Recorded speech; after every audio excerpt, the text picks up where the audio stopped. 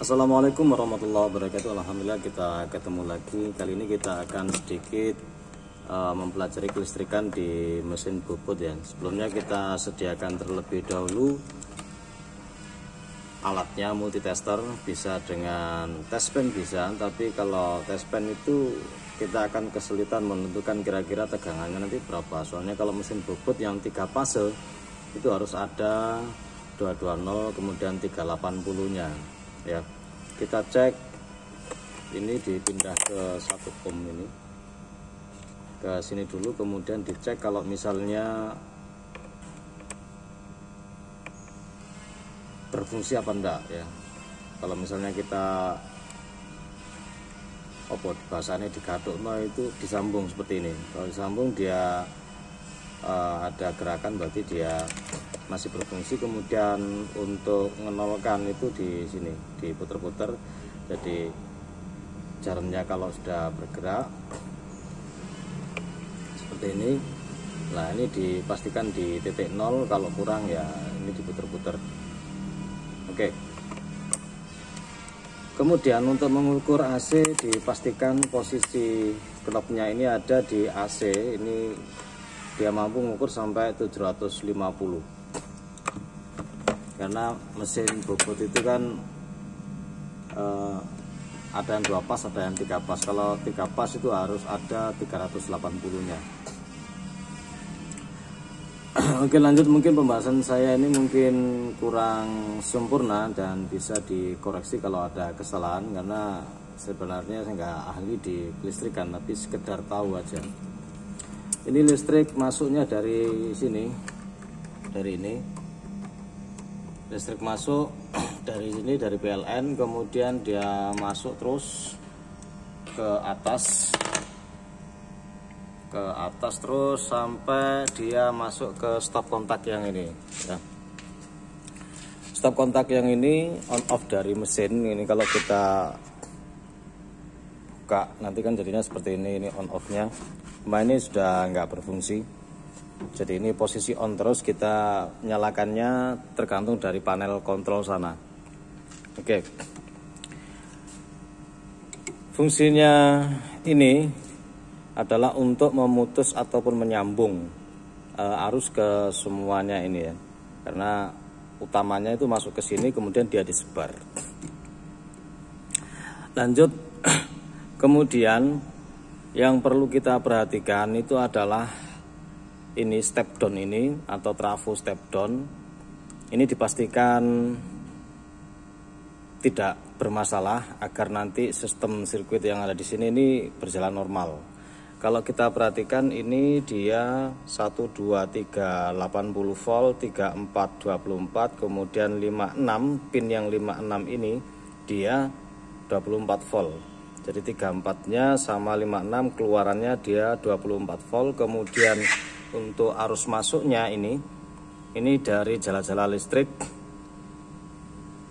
besarnya adalah 380. Jadi dicek di masing-masing step down ya. Kalau misalnya 220 ya dimasuki 220, kalau 380 ya 380, agar kerjanya ini bisa sesuai dengan spesifikasinya. Cara ngeceknya yaitu kita menggunakan trafo. Sebentar,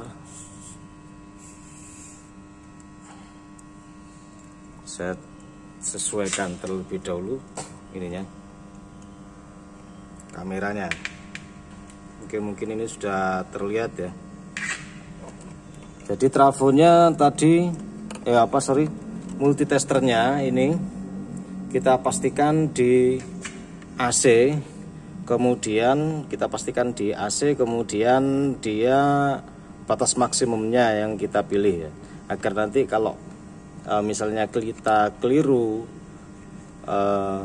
pasang di sebelah bawah gini, kita keliru ternyata yang dicolok itu tegangannya lebih tinggi, ini biar nggak rusak. Dan hati-hati ini posisi nyala, jangan sampai kita kesetrum bahasanya ya. Oke, kemudian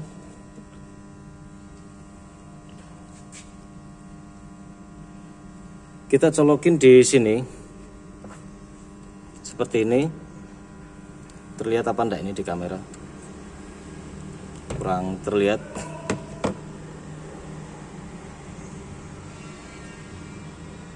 Oke. Min plusnya ini kita colokin begini. Terbalik merah sama hitam enggak ada masalah. Kemudian kita baca di sini ya. Kalau dia sudah benar kira-kira 380 berarti listrik yang masuk ini sudah oke. Kalau listrik yang masuk ini dipastikan sudah oke 380, otomatis di sini harusnya akan keluar sesuai dengan spek yang ada di sini 24 volt. Kalau dicek di sini dia tidak 24 volt, maka nanti akan berpengaruh di sistem yang lain.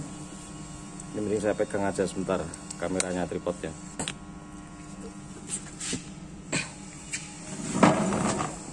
Jadi dipastikan ketika kita instalasi listrik, itu listrik yang terpasang di sebelah sini harus sesuai dengan spek yang tertera. Kalau ini 380 berarti 12 ini benar-benar masuk 380 ya, ini nggak boleh dipegang, nyetrum, gede setrumnya. Kemudian di 34 ini dipastikan keluar 24 volt, ini masih AC ya, masih AC, bukan DC outputnya, tapi dia diturunkan aja tegangannya.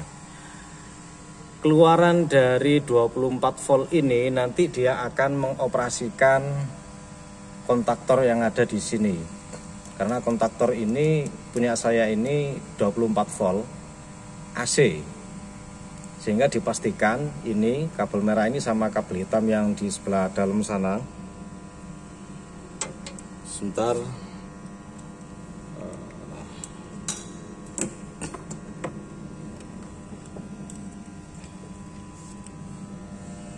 Jadi dipastikan nolnya ini ya, nolnya ini dia ada aliran listriknya. Mungkin tempatnya berbeda untuk setiap merek, tapi pada prinsipnya nanti ada.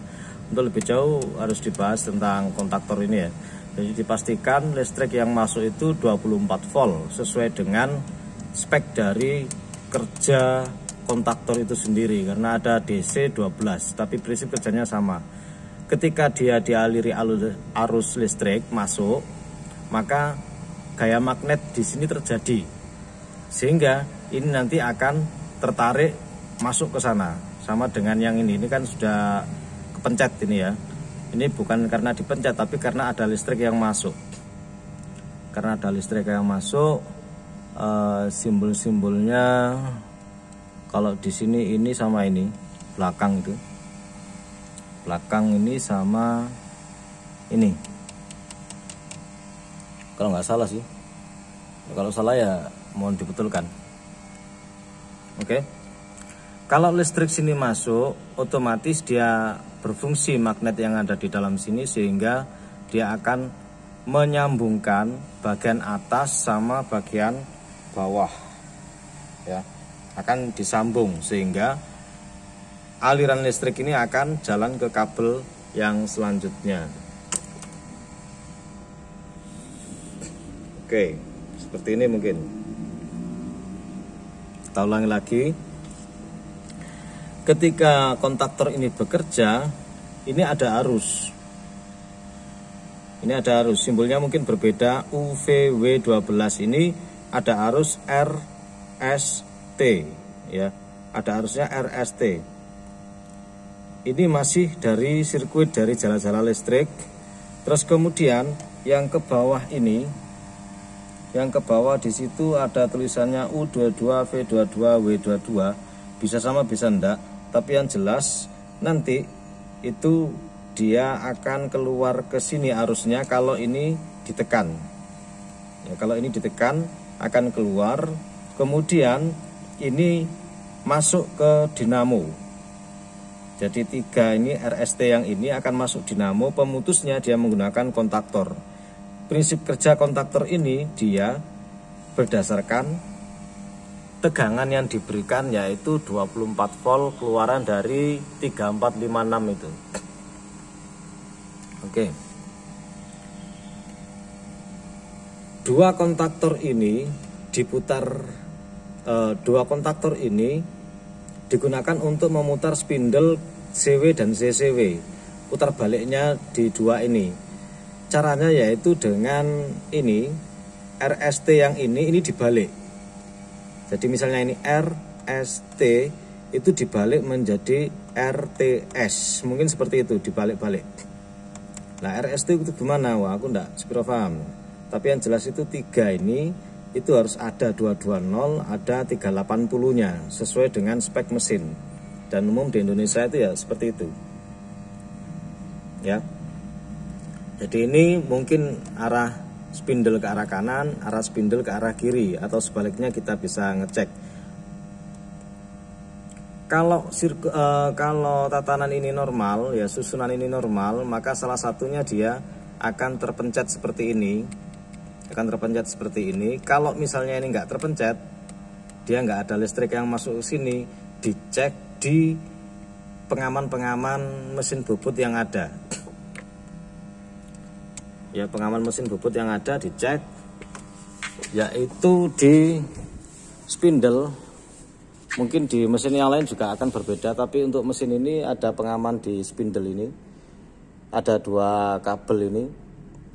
2 kabel, kalau dia nyambung maka listrik jalan. Kalau dia nggak nyambung maka listrik terputus. Atau tergantung dari tulisan yang ada di sini, NC atau NO, normally open atau normally close. Kalau normally open, dia sebelum bekerja itu sudah nyambung, ketika terpencet itu maka dia mutus. Berbeda dengan gimana ya? Normally open artinya dia nyambung terus, kalau kepencet dia putus. Kalau normally close itu kalau dia nggak kepencet maka dia terputus, tapi kalau kepencet dia nyambung. Jadi dilihat di tulisannya sini NC apa NO. Sambil ingat-ingat ya, mohon maaf mungkin agak bulet. Tak ulangi lagi biar saya juga nggak bulet. Jadi ada normally close sama normally open. Normally close itu meskipun dia tidak tertekan, seperti ini kan tertekan ini. Nah ini kan, nah itu kan ditekan. Ini berarti nyambung atau mutus, tergantung tulisan yang ada di sini. Atau kita cek pakai multitester itu. Kalau semacam ini, kalau normally close, maka sebelum dia ditekan, sebelum dia bekerja, maka dia tetap nyambung listriknya. Tapi kalau normally open, sebelum dia ditekan seperti ini, itu kondisinya dia tidak tersambung. Oke. Ini saya gerak-gerakkan seperti ini. Kita lihat pengaruhnya di sini. Ini ya. Jadi ketika listriknya jalan, listriknya nyampe ke kabel yang merah itu, maka dia berubah menjadi magnet sehingga ketarik. Tapi kalau misalnya listriknya diputus, maka dia magnetnya hilang sehingga ada penekan bir di dalam kontaktor itu yang mendorong switchnya sehingga dia terlepas. Jadi masuk keluarnya seperti ini. Nah. Oke. Lanjut, kemudian di mesin itu ada beberapa pengaman. Satu pengaman di spindle, mungkin di mesin yang lain juga nggak ada. Kita lihat mesin masing-masing ya, karakternya kan beda-beda. Tapi untuk mesin yang besar-besar biasanya ada. Pengaman yang berikutnya itu ditutup atau cover ini, itu ada switchnya. Ketika kita lepas maka switchnya nanti juga akan lepas sehingga listrik nggak bisa jalan. Ya, listrik nggak bisa masuk ke kontaktor tadi. Artinya mesin nggak bisa dioperasikan. Kalau mesin nggak bisa dioperasikan, ya kita cek bagian-bagian mana yang perlu kita perbaiki, karena ini fungsinya adalah pengaman ya. bisa dimatikan dengan kabel 2 itu disambung bisa, atau tetap difungsikan. Tujuannya adalah jangan sampai mesin beroperasi tanpa cover, sehingga lebih meminimalisir terjadinya kecelakaan. Soalnya ini kan muter, di dalam sini kan ada gear-gear itu kan muter. Kemudian pengaman yang berikutnya ada di bawah. Biasanya lokasinya bisa berbeda-beda. Pengamannya rem, ya, pengaman rem di bawah sana. Tujuannya adalah ketika dia direm maka listrik terputus, sehingga kontaktor yang di dalam sana nggak bisa berfungsi, sehingga mesin tidak bisa dioperasikan. Mungkin akan ada sambungan-sambungan yang lain, misalnya di emergency ini sama fungsinya, dia memutus arus agar dia tidak bekerja kontaktor yang di dalam tadi itu. Nah, pengaman-pengaman ini diambil listriknya dari 24 volt tadi. Sama dengan ini LED indikator-indikator itu biasanya masih sekitar 24 volt listrik yang ada, sehingga ketika ada perbaikan ringan itu orang nggak kesetrum. 24 volt nggak terasa kalau dipegang, ya nggak seberapa terasa, masih 24 volt. Nah, kerenyang sedikit gitu ya. Kemudian kita perhatikan juga lokasi-lokasi tentang ini, handle ini. Handle itu kan dia sama fungsinya untuk nyambung atau memutus arus. Ini secara umum. Secara umum kelistrikan di mesin bubut. Oke, lanjut kita kembali ke kontaktor. Jadi yang pengaman-pengaman itu 24 volt. 24 voltnya diambil dari sini. Dari sini ya. Kita nggak ngurutkan. Pokoknya yang penting 24 volt itu mesti harus ada. Kalau misalnya 24 voltnya nggak keluar, ini rusak. Berarti harus diganti. Kalau 24 voltnya nggak ada keluar, berarti dia rusak. Berarti kerusakannya ini diganti ketika mesin tidak bisa dioperasikan secara normal. Setelah dicek listrik yang dari PLN itu masuk, ya, masuk sampai ke sini, ini 0 dan 380. Mungkin ada yang 220. Beda mesin, beda keterangan. Dilihat aja keterangannya. Kemudian untuk ngecek mesin tidak bisa dioperasikan, bisa juga dilihat dari sini. Ya, dilihat dari sini, ini sudah rusak apa belum, dengan cara dicek listrik masuk di kontaktor sini. Jadi listrik dicek di kontaktor dengan menggunakan multitester agar lebih akurat. Kalau kita pakai test pen ini bisa nyala semua, tapi kan tegangannya kan tidak tahu. Kan gitu ya. Jadi dicek seperti ini, kemudian dibaca. Sebentar, seperti ini mungkin. Nah, kayak gini. Nah, itu kan bergerak jarumnya. Ini harus ada yang 380 sama 580 mungkin. Kita cek seperti ini, boleh. Intinya ini ada semua listriknya. Ya, ada semua. Dirubah-rubah seperti ini dengan ini dengan ini dengan ini, tidak ada masalah. Ini listrik sumber dari PLN. Putus enggaknya dari sini, dari kontaktor ini, dari switch ini ya, switch utama yang ada di belakang panel ini, yang ada di belakang panel. Oke, lanjut. Jadi dari listrik PLN itu masuk ke sini, kemudian dia disalurkan ke dinamo melewati kontaktor ini, keluar di sini, ini 1, 2, 3 ini. Keluar dari sini 1, 2, 3. Maka ketika dicek di sini ada listriknya 1, 2, 3 ini ada. Kemudian ketika ini bekerja ditekan ternyata di sini tidak keluar listriknya, berarti di sini bermasalah. Contoh, ini saya tekan, maka listrik akan bekerja masuk ke dinamo, dan dinamo akan memutar mekanisme yang ada di mesin bobot sampai ininya berputar, spindlenya ya. Jadi ini arahnya ke situ ya. Kemudian kalau yang sebelahnya kita lihat, nah seperti ini ya. Jadi putar baliknya dia menggunakan kontaktor ini dengan memindah RST menjadi TRS, atau pokoknya salah satunya nanti dipindah. Pemindahannya di bawah ini ya, yang dipindah di bawah. Jadi misalnya ini sama-sama RST, kemudian yang satunya ini dibalik.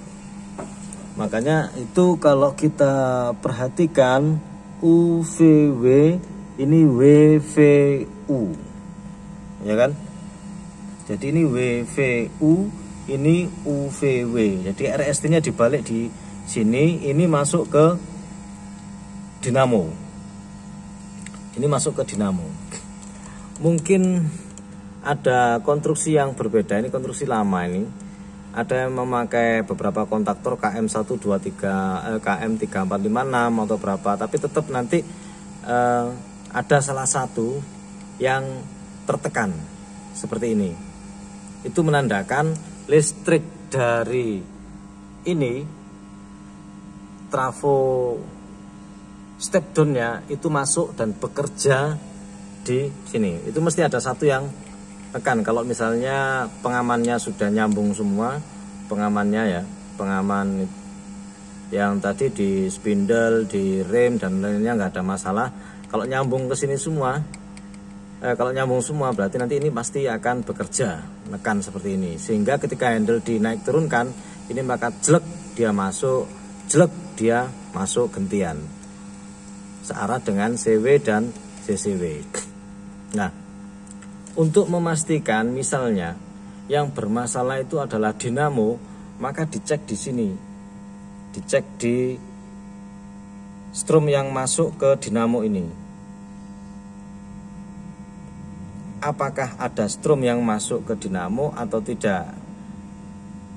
Kalau misalnya stromnya sudah masuk, dinamonya nggak mau jalan, ya otomatis dinamo yang rusak. Artinya ketika dioperasikan secara normal dan tidak ada permasalahan yang lain. Contoh permasalahan yang lain itu karena fuse-nya itu ada yang bermasalah. Ya, fuse-nya dicek ada yang bermasalah atau tidak. Kalau kita teliti tentang kelistrikan yang ada di mesin bobot. Ringkasnya, kalau misalnya mesin bobot tidak bisa dioperasikan, dicek kelistrikannya oke apa tidak. Kalau kelistrikannya oke, maka pasti permasalahannya ada di dinamo. Jadi seperti itu mungkin kira-kira ya. Apalagi nih kira-kira? Ya mungkin ini share tentang kelistrikan di mesin bobot, sekaligus juga menjawab pertanyaan bagaimana kita memastikan dinamo kita rusak apa tidak. Ya dicek kelistrikannya, kalau kelistrikannya normal semua, listrik keluarnya itu oke, itunya oke, kontaktornya oke, ya pasti dinamonya. Kecuali kalau misalnya listrik yang ada di handle itu tidak terpasang dengan bagus. Sebagai tambahan, dinamo bisa rusak itu karena agak-agak ngepong atau listrik yang masuk itu ndak maksimal. Itu bisa diakibatkan kalau misalnya susunannya masih normal seperti ini ya, bukan langsung dari jalan listrik ke dinamo. Kalau langsung ya otomatis nanti beda lagi. Kalau susunannya mirip-mirip kayak gini lah, dia menggunakan kontaktor. Kalau kontaktornya itu sudah lemah, maka listrik yang masuk ke bawah sini itu juga kurang maksimal, karena nempel platnya yang ada di dalam kontaktor ini nggak nempel bener, semi-semi ngepong, agak-agak renggang gitu. Nah itu terjadi apabila ini sudah dipakai dalam tahun yang lama ya, tahun yang lama, sehingga magnetnya nanti kurang bagus, spirnya blengse atau apa, pokoknya permasalahan mesti ada masalah di kontaktor. Kalau pakai kontaktor sedangkan terjadi kesalahan dinamo kobong gitu ya, dinamo kebakar. Jadi intinya dipastikan listrik yang masuk dari trafo step down ini apakah benar 24 apa enggak, kemudian listrik yang dimasukkan ke sini itu sesuai enggak dengan kriteria yang tertera 220 ataukah 380. Dicek dengan dimasuki multitester, dicek dengan dimasuki ini pencoloknya ini pencoloknya ini. Kemudian apabila ketika mesin dioperasikan kemudian kok tiba-tiba mesin berhenti tanpa sebab, ya kemungkinan besar ya dinamonya kobong, kemungkinannya ya. Tapi dipastikan kelistrikannya terlebih dahulu. Bagaimanapun juga mesin bobot itu kan tergantung dengan listriknya, entah itu 2 fase atau 3 fase. Kalau mesin yang ini 3 fase, mesinnya 3 fase. Untuk yang 2 fase pengubah gerakan arah bolak-baliknya akan berbeda. Ada susunan ini sendiri. Ya kurang paham saya, cuma sekedar tahu, sehingga kalau cuma perbaikan-perbaikan ringan tidak merakit dari awal itu insya Allah bisa. Tapi kalau merakit dari awal ya mikir dulu, soalnya ini agak ribet, apalagi kalau misalnya kita nggak ngerti jalur dan prinsip kerja dari masing-masing komponennya. Oh ya, ini posisi standarnya seperti ini, dia masuk. Jadi kalau misalnya dia posisinya begini, ini maka mesin tidak bisa dioperasikan ya. Jadi posisinya dia harus seperti ini. Posisi seperti ini, merahnya keluar, terus kemudian ininya kedorong.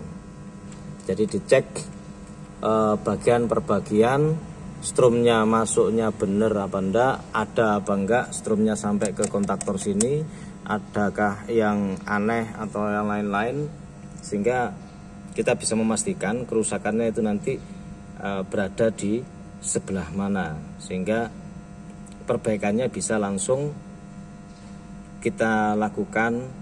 Dan apa istilahnya, kalau bahasa Jawa itu njujuk, oh ini kerusakannya di sini, kerusakannya di sini, jadi akan lebih menghemat waktu kalau kita mengetahui prinsip dasar dari pengoperasian mesin dilihat dari sisi kelistrikannya. Mungkin sekilas seperti itu untuk share saya kali ini. Mohon maaf agak kepanjangan dan mungkin kalimatnya agak bulat, soalnya saya juga nggak lihai ya, nggak lihai. Cuma kalau memperbaiki ringan-ringan ya insya Allah ya pernah ya. Kalau memperbaiki ringan-ringan, tapi kalau menyusun dari awal, nah ini masih perlu mikir. Semoga video ini bermanfaat bagi yang senang dengan seperti ini, atau bagi yang hendak memperbaiki mesin atau menentukan kerusakannya ada di mana.